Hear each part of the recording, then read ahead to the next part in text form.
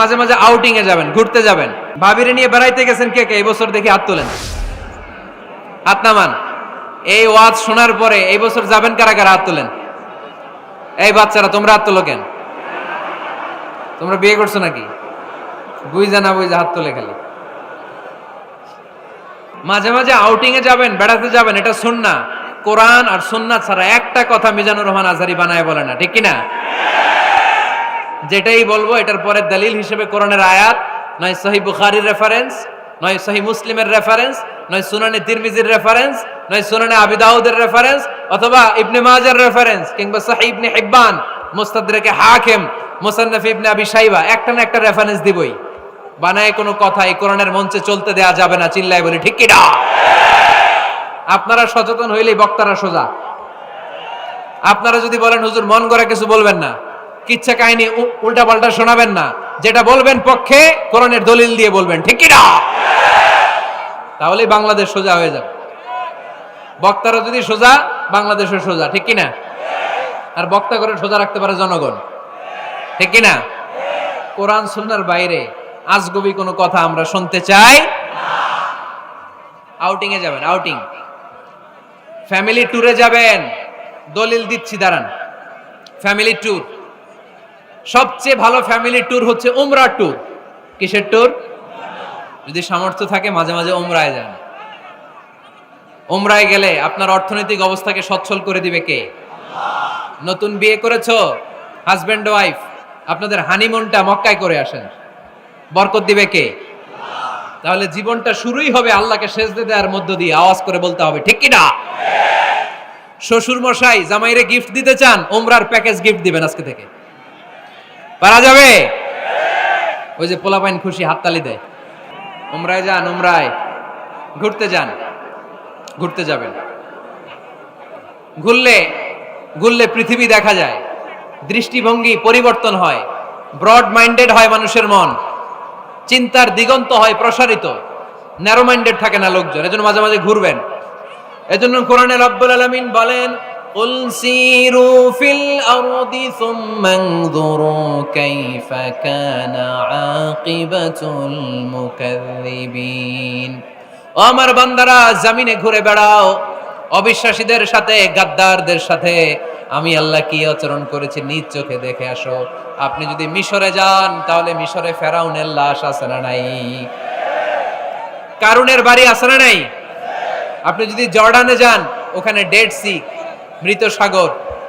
দলিল কি? স্ত্রীকে নিয়ে যে বেড়াতে যাবেন, দলিল সহিহ বুখারীর হাদিস, ইদা আরাদা রাসূলুল্লাহি সাল্লাল্লাহু আলাইহি ওয়াসাল্লাম সাফারান আকরা বাইনা আজওয়াজি, আকরা বাইনা আজওয়াজি ফাআইয়াতুহুন্না খারাজা ইসমুহা খারাজা বিহা। আল্লাহর হাবিব সাল্লাল্লাহু আলাইহি ওয়াসাল্লাম যখন সফরে বেরোতেন, 11 জন স্ত্রীর নাম লিখে তিনি লটারি করতেন। লটারিতে যার নাম আসতো তাকে নিয়ে বিশ্বনবী সফরে চলে যেতেন। সুবহানাল্লাহ, এত আসতে। আল্লাহর হাবিব সাল্লাল্লাহু আলাইহি ওয়াসাল্লামের 11 জন স্ত্রী ছিল, সবাইরে নিয়ে তো আর যাওয়া যাবে না।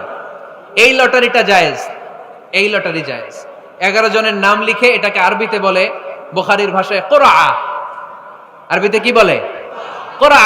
ইদা আরাদা, আম্মা জান আয়েশার বর্ণনা, সহিহ বুখারীর হাদিস, ইদা আরাদা রাসূলুল্লাহ সাল্লাল্লাহু আলাইহি ওয়াসাল্লাম সাফারান আকরা বাইনা আজওয়াজি ফাআইয়াতুহুন্না খারাজা সাহমুহা খারাজা বিহা। 11 জন স্ত্রীর নাম লিখে তিনি লটারি করতেন, লটারিতে যার নাম আসতো তাকে নিয়ে বিশ্বনবী সফর করতে চলে যেতেন। সুবহানাল্লাহ। সফরের মধ্যে রাত্রিবেলায় বিশ্বনবী মরুভূমিতে তাঁবু টাঙাতেন, আম্মা জান আয়েশার সাথে বিনোদনমূলক কার্যক্রম করতেন, হাসি ঠাট্টা করতেন, দৌড়াদৌড়ি করতেন, খেলাধুলা করতেন। সুবহানাল্লাহ পড়েন। দৌড়াদৌড়ি। বিয়ের শুরুর দিকে আল্লাহ রাসূল সাল্লাল্লাহু আলাইহি ওয়াসাল্লাম বললেন, আয়েশা চলো রাতে আমরা একটু দৌড়াই, ওই যে খেজুর গাছ দেখা যায়, কে কার আগে দৌড়াতে পারে দেখি। দুইজনে দৌড় দিলেন। আল্লাহর হাবিব সাল্লাল্লাহু আলাইহি ওয়াসাল্লাম ইচ্ছা করে আস্তে দৌড় দিলেন, যাতে আম্মা জান আয়েশা রাদিয়াল্লাহু তাআলা আনহা ফার্স্ট হয়ে যায়। আম্মা জান আয়েশা রাদিয়াল্লাহু তাআলা আনহা দৌড়ে যে খেজুর গাছ ধরে বললেন, আমি ফার্স্ট, আমি ফার্স্ট, খুশি হয়ে গেলেন। আবার কয়েক বছর পরে আবার যখন লটারিতে আম্মা জান আয়েশার নাম আসলো, আবার এক রাতে দুইজনে দৌড় দিলেন। এবার আর বিশ্বনবী আম্মা জান আয়েশা রাদিয়াল্লাহু তাআলা আনহাকে সুযোগ দেন নাই, নিজে জোরসে দৌড় দিলেন। বললেন, চলো আজকে রাতে দেখি কে কার আগে দৌড়ে ওই পিলার ধরতে পারে। বিশ্বনবীও দৌড়, আম্মা জান আয়েশাও দৌড়। এবার বিশ্বনবী জোরসে দৌড় দিয়ে খেজুর গাছ ধরে বললেন, আমি ফার্স্ট। সুবহানাল্লাহ কইবেন না? আম্মা জান আয়েশা রাগ করে ফেললেন, আজকে আর জিততে পারে নাই।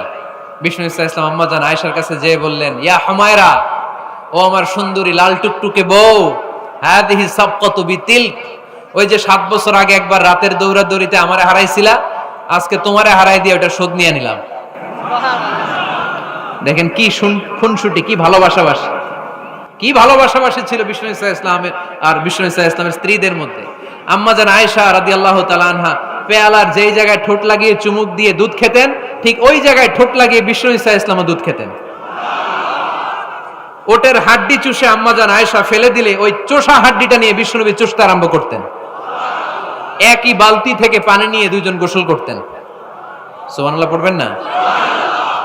তাহলে ফ্যামিলিতে পরিবারে সুখ শান্তি আনার 6 নাম্বার টিপস হলো বেড়াতে যাবেন, যেমনটা আল্লাহ রাসূল সাল্লাল্লাহু আলাইহি ওয়াসাল্লাম স্ত্রীদেরকে নিয়ে বেড়াতে যেতেন। রাজি আছেন তো সবাই? কই যাবেন? কক্সবাজার, জাফলং, সিঙ্গাপুর, কই যাবেন?